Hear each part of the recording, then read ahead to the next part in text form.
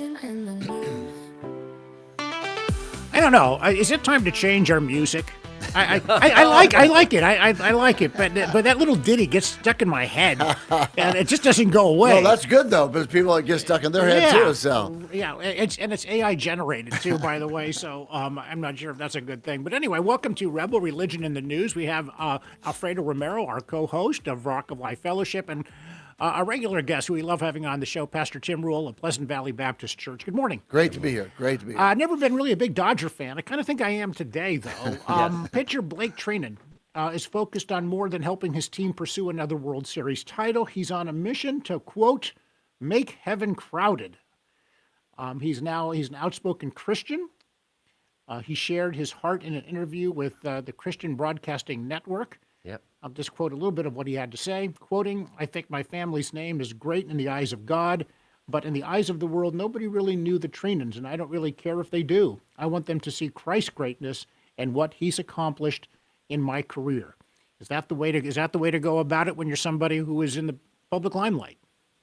Sounds good.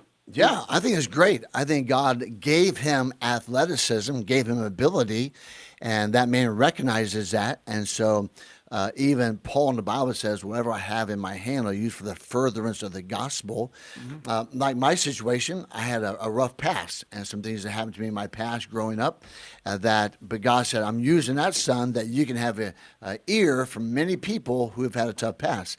But we see this more maybe brought out. Here's a baseball player. We had the golfer who said, I've won it all, but it's not that important. You know, God is my most important.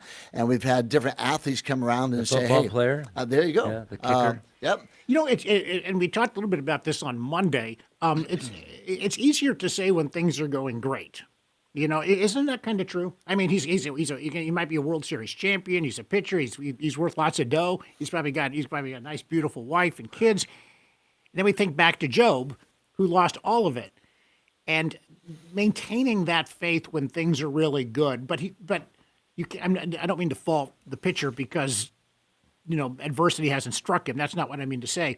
But it sounds like he's somebody who's grateful for what he has. And what I really like is he doesn't just say God. So many people will just say, well, God did this, God did that for me. But he mentions Jesus Christ. There's a difference. I know Pastor Alfredo, you talk about that a lot. Yeah, and the thing I was going to say too was the fact that we don't know what kind of adversity. He didn't just wake up the greatest. Yeah, that's one of right. the great pitchers. You're right. He worked at it. He sacrificed. Yep. The little league, and like Michael Jordan was kicked off his 9th grade basketball team, and he fought back, and you don't know the dedication he put in. And hey, we're having a party. No, I can't, guys. I have to practice. I have a baseball game. So that kind of sacrifice it takes to get there. And after all that, he goes, but Jesus is king, and I'm only here because of him. And that's the way to do it. Right. That is the way. All glory to God. Yeah. Yep. Now, I don't know what past this man has had or what adversity he's had, and maybe he's had just a wonderful life, but I don't know. But I do know this, he cares about people. And not just believing in Jesus Christ, and I like how we name that part of it, not just a God, but Jesus Christ, what Jesus Christ Right. did. But he just said, I'm trying to fill heaven, which means that he understands as a truth that there's a good place and a bad place, and that there's a way to get to the good place, and he's going to use his platform to try to help other people to do so. I think that's amazing, just amazing. Yeah. His testimony reflects the biblical truth of Matthew 25:21, where Jesus praises those who live faithfully with what they've been given. And what Trinan has been given is the ability to throw a baseball very fast and in a very good location to fool batters. But you're right. He was drafted in the 23rd round, which means he wasn't really one of the great players out there. I mean, if you're taken in the 23rd round, you're going to start off in at best single A ball, probably the rookie league, and he worked his way up. And there's probably a lot of sacrifice that goes with that. And so, you're right. I mean, I just said it's easy to be a Christian when things are going well for you. You're absolutely right. He had to work for it, and he gets credit for that. And God, tell me, I might be wrong about this, but I know God loves winners. But I think he loves those who try just as much as the winners, the ones who give it their all and don't succeed. Does he loves them just as much, doesn't he? Of course. I like what you said about Vince Lombardi and his coaching. He said this. He said the, the scoreboard is only for the fans. He said, if you play your hardest in your heart, whether you win or lose, you walk off a real winner. And I believe the same way. I mean, I look at Job, as we talked about. He lost everything. Oh, he's a loser. Oh, not in God's eyes. Not in God's eyes. You look at Saul, who couldn't go back to his original people because he left them. He couldn't go to the new people he was trying to be with because he persecuted them. And Paul had nothing, but he had God. He had God, and that's all he ever needed. So I think we have to keep that in perspective also. Trayton has not shied away from controversy when it comes to his convictions. 2 years ago, he publicly opposed the Dodger decision to honor the Sisters of Perpetual Indulgence, a group he felt mocked the Christian faith. And he quoted Galatians 6, "Do not be deceived, God cannot be mocked." He told his allegiance to Christ came before baseball, and I'm just quoting him. "I understand that playing baseball is a privilege and not a right. My convictions with Jesus Christ will always come first." Well, I mean, yeah, Pretty good. It makes me want to That's be a the way it Dodger should be. fan. Yeah, that's the way. Well, it looks like they might be winning their second World Series in a row, so who knows? Yeah. But I've always been a Dodger fan. Just a little segue. I mean, my dad. I'm going through cancer now. My dad went through cancer in his 50s, and he went to a Dodger game, and he took a picture with a couple of Dodgers, and I thought that was really cool.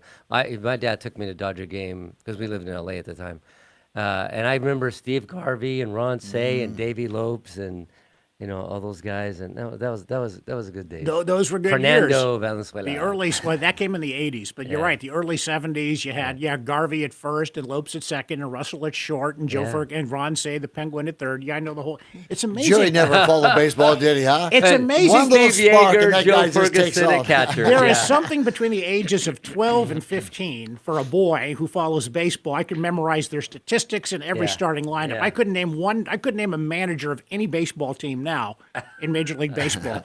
But I could when you're between the ages of 12 and 15 Yeah, and you're a me boy too. who follows baseball. Isn't that funny how that Because we had works? all the cards and we read all the stats on the back. Yeah, I You know. know, Well, maybe along those lines, we're going to kind of switch gears here. I want to talk about this in the end of the first segment and the second segment.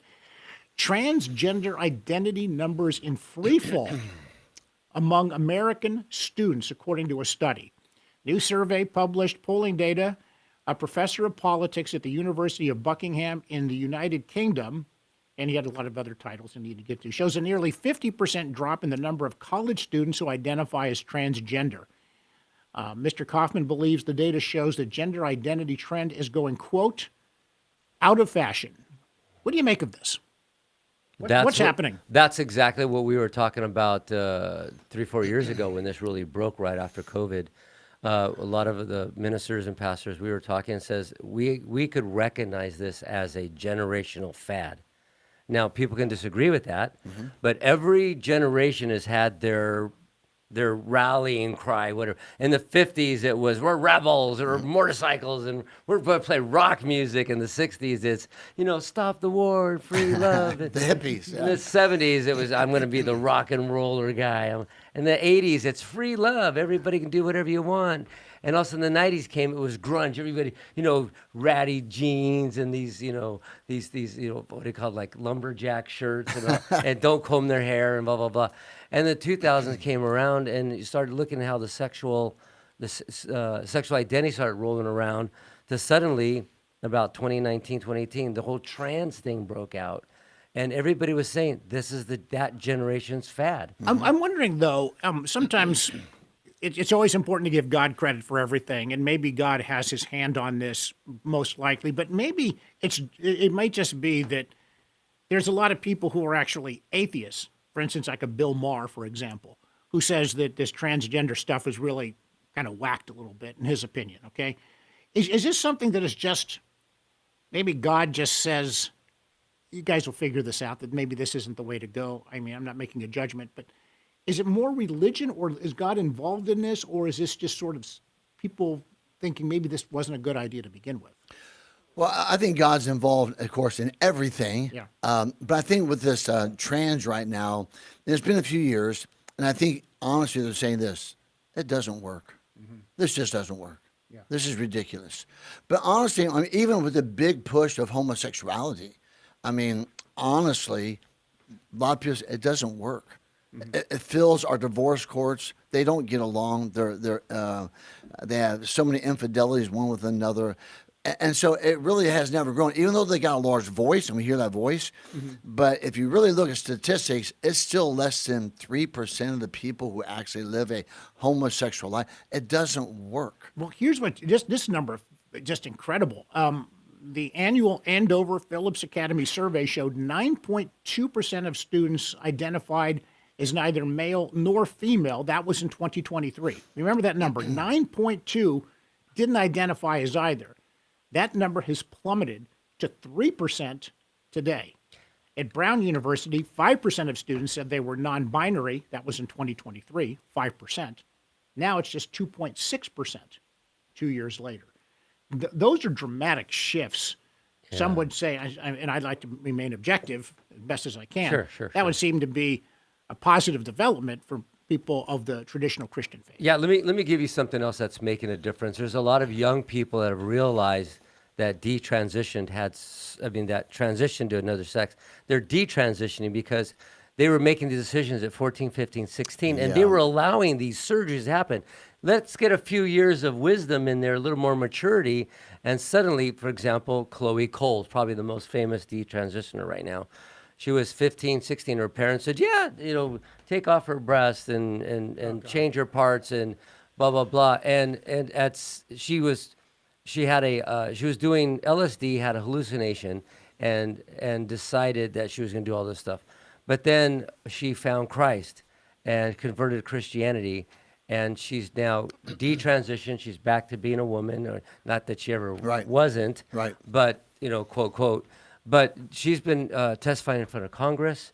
She started a group of detransitioners and giving people hope. Good. To become the way God created them. Good. We are going to step aside. There seems to be an effort to, by Christians to kind of, I don't want to say fight back, but maybe that's the right word, at least present a different viewpoint than the rest of society has. And we'll continue our discussion with the two good pastors here on Rebel Religion in the News right after this time out.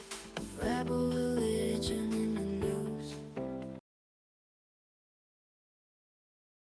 Hey, we were talking earlier about the movement now of detransitioning from what you had. You doubted your sexual identity, and there was a report that came out saying that it's plummeting. And we want to continue that just for a little bit. And for those who may have missed out, it's amazing the drop. Yes. We had 9.2% of students ID'd as neither male nor female. 9.2% in 2023, down to 3% today. So 70% of people are changing their minds. Yeah. Yes. Yeah. And I like what Alfredo said, that a lot of these kids are young, 13 and 14 and 15, and saying, I have this new idea. I'm going to be a boy instead of a girl instead of a boy, and all this other stuff. And they went through some of these operations, the hormones and injections and things like that.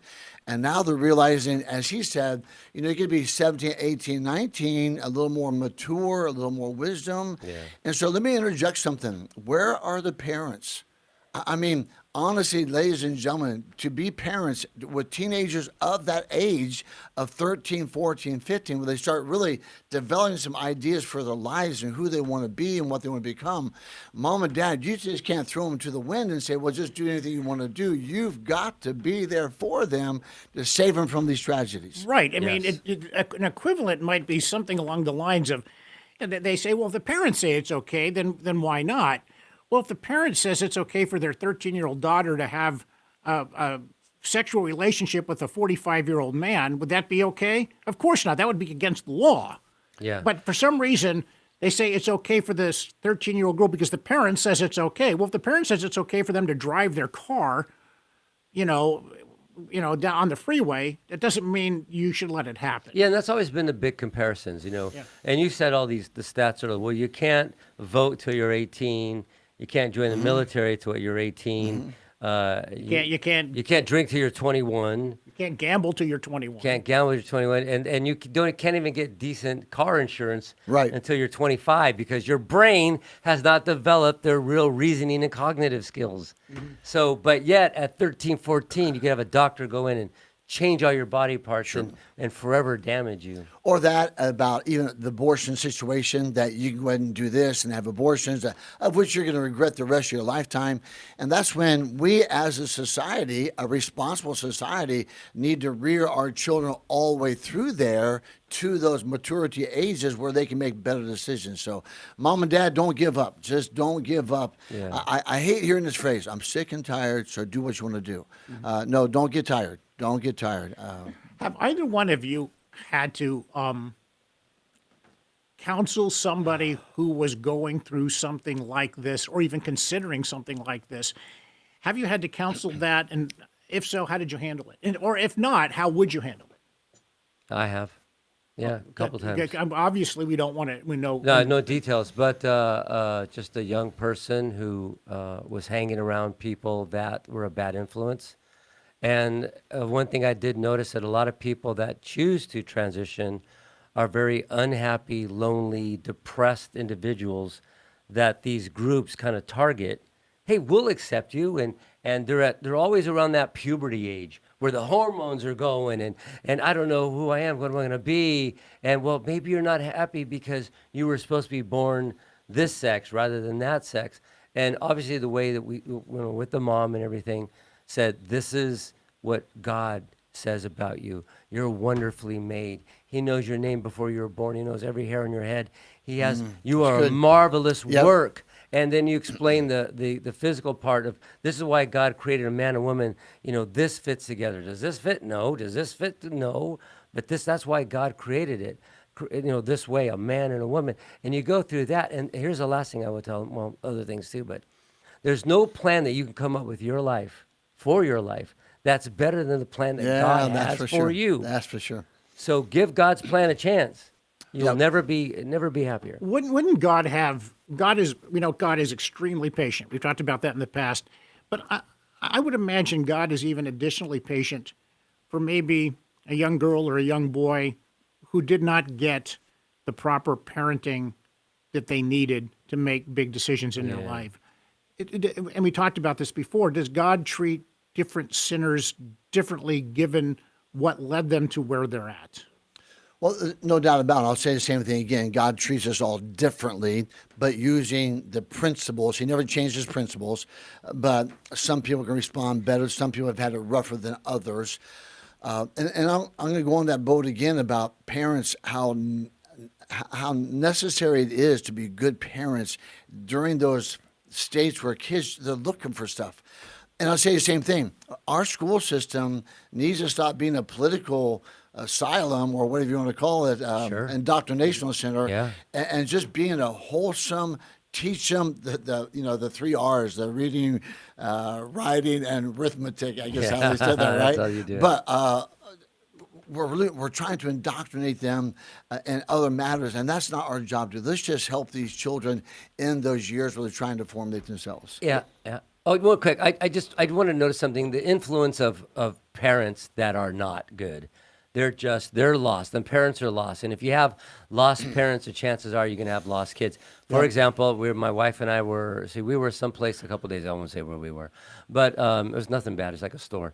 I just want to plug anybody. But so we saw a woman, a mom, and woman had this dark black dyed hair, and she had this black robe on, this kind of thing, and she had all this jewelry and the eye makeup, and next to her was probably about a 13-year-old daughter, the exact same look.